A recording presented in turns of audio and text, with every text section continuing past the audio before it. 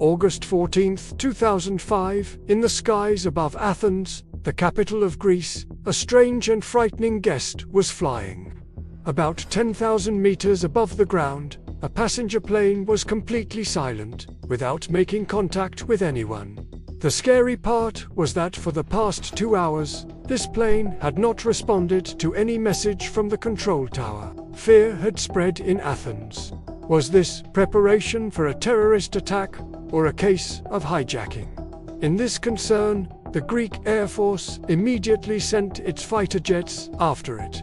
When the fighter jets reached close to the plane, everyone was stunned by what they saw inside. Inside the plane, there was complete silence. No movement, no activity. All the passengers were sitting unconscious in their seats, and there was no one in the cockpit. During this time, the F-16 pilots saw a person in the cockpit who did not look like a pilot. He was moving around inside the cockpit, as if searching for something or trying to understand what was happening. Suddenly, the plane tilted to one side and began falling rapidly toward the ground. Within a few minutes, it crashed into the mountains north of Athens. In this accident, 121 passengers and crew members lost their lives. But what exactly happened? Why was there no movement inside the plane? Why did the pilots and crew members not respond to calls?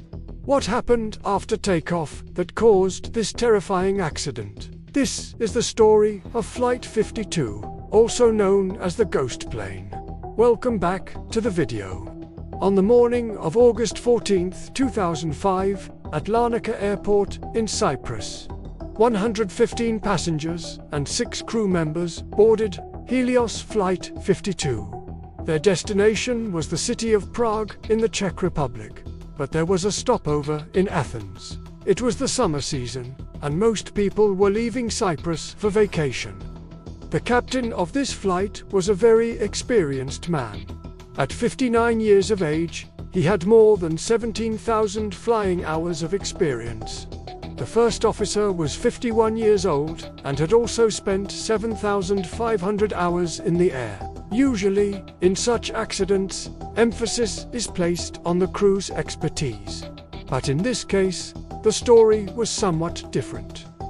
These 2 pilots had flown together on many previous flights as well. He had often complained to his friends and family about the captain's pressure and strict attitude. The airline was already aware of this issue. Not only that, his training record revealed difficulty with checklist procedures. This was something that would later prove to be very important. The plane was a 7-year-old Boeing 737-300. In the cold morning air, the aircraft took off from Larnaca Airport without any problem. As the plane climbed above 10,000 feet, the crew contacted Nicosia Air Traffic Control.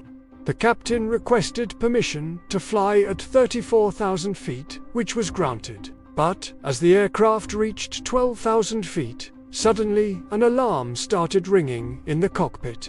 This was the same alarm that usually sounded on the ground before takeoff. It indicated a problem with the aircraft's takeoff configuration. Both pilots were surprised to hear it in the air. After 90 seconds, the captain contacted his airline's operations center. He informed them about the takeoff configuration warning. He also said that the ventilation cooling fan lights were off. Then he asked where its circuit breakers were located. The engineer on the ground replied that those lights should normally be off anyway. He added that the circuit breaker was behind the captain's seat.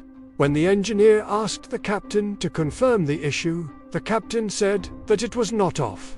The pilot's reply did not make any sense to the engineer. Meanwhile, the engineer remembered something. Before the flight, this same engineer had inspected the aircraft's pressurization system. Because the controls of this system were located close to the controls about which the captain was giving confused answers. That is why the engineer asked the captain whether the pressurization mode was set to auto or manual. But instead of answering this question, the captain again asked where the circuit breakers were. During this conversation, the passengers' oxygen masks had already dropped inside the plane. Shortly after this, Helios ground operations lost contact with the aircraft. Within moments, the plane reached 34,000 feet, and all attempts to contact it were now failing. Helios operations then contacted Nicosia Air Traffic Control and said that they were trying to reach Flight 52.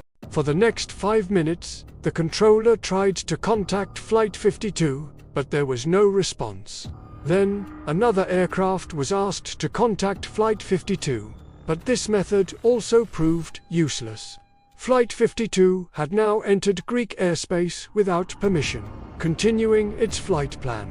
Nicosia ATC also tried to contact Flight 52 on emergency frequency, but there was no response. Athens ATC was then contacted. Their radio calls also received no reply from the aircraft. Two possibilities emerged: a radio issue, or both pilots had been taken hostage. Athens ATC gave permission to descend, but there was no indication of descent from Flight 52. After over 20 failed attempts, Athens ATC contacted the Greek Air Force.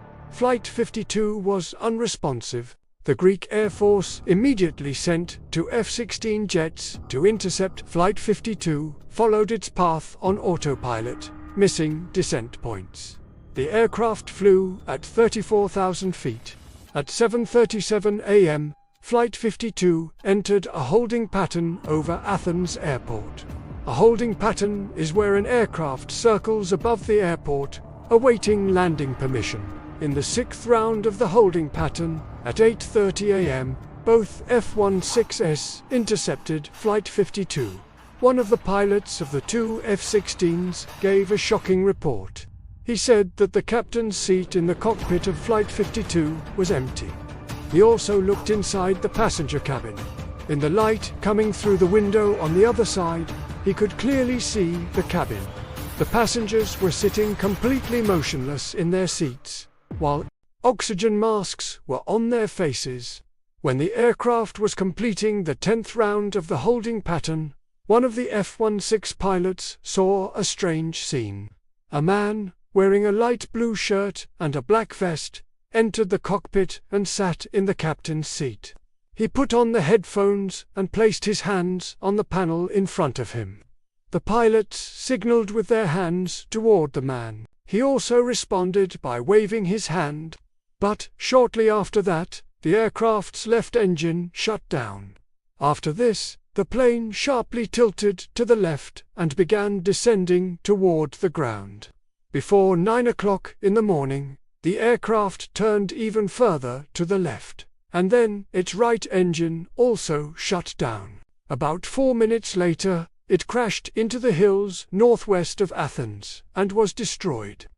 Immediately after the accident, investigators got to work. They inspected the wreckage and also questioned the engineer. The engineer had performed maintenance on the plane before the accident. The night before the crash, he conducted a pressurization leak test. During this test, he switched the pressurization mode on the overhead panel from auto to manual. But after finishing the work, he forgot to switch it back to auto. The aircraft was flying at an altitude of 34,000 feet. And because of the manual position, the air pressure inside began to decrease. In low pressure, the human brain can function for only about 10 minutes, and this condition is called hypoxia, meaning a lack of oxygen. Its first effect is on the brain, causing confusion, reduced thinking ability, and eventually unconsciousness or even death. Both pilots were supposed to check this switch in their pre-flight duties, but they did not pay attention, because usually that switch remains in the auto position. They had 2 more opportunities to identify the problem, before taxi and after takeoff, but they missed every opportunity. When the aircraft climbed above 12,000 feet, the cabin altitude warning alarm began to sound. However, instead of focusing on the pressurization system, the pilot's attention shifted toward the takeoff configuration warning. In this misunderstanding, They began the procedure that is normally performed on the runway before takeoff, completely ignoring the real problem. During this time, oxygen masks deployed in the aircraft and the passenger oxygen light illuminated. But due to hypoxia, perhaps due to initial effects, they did not pay attention. This was the moment the captain and first officer lost consciousness. After 10 minutes of oxygen depletion, the passengers and crew also lost consciousness. Now, who was in the cockpit 2 hours later? Investigation revealed it was flight attendant Andreas Progamu. Had a commercial pilot license but was not qualified to fly a Boeing 737. The cockpit voice recorder revealed Progamu tried to make a call after engine failure but forgot to press transmit. The investigation board found his flying expertise insufficient to control the Boeing 737, especially with fuel exhaustion. Visual representation of the plane's engines failing, perhaps from an external view or a cockpit instrument panel showing fuel exhaustion. Even if he landed the plane, survival would be difficult. Prolonged hypoxia causes irreversible brain damage. During the investigation, 3 of 4 portable oxygen cylinders in the wreckage were found used. This proved Progamu and 2 other cabin crew used them, staying conscious longer than others. After Helios's Flight 52, Aviation learned a lot, creating new SOPs, enhancing pilot training for Boeing aircraft, better understanding warning signals. Since implementing these SOPs, no accident like Helios's Flight 52 has occurred. We hope you enjoy this video and give it plenty of likes and shares. Thank you for your love-filled comments. See you in the next amazing video.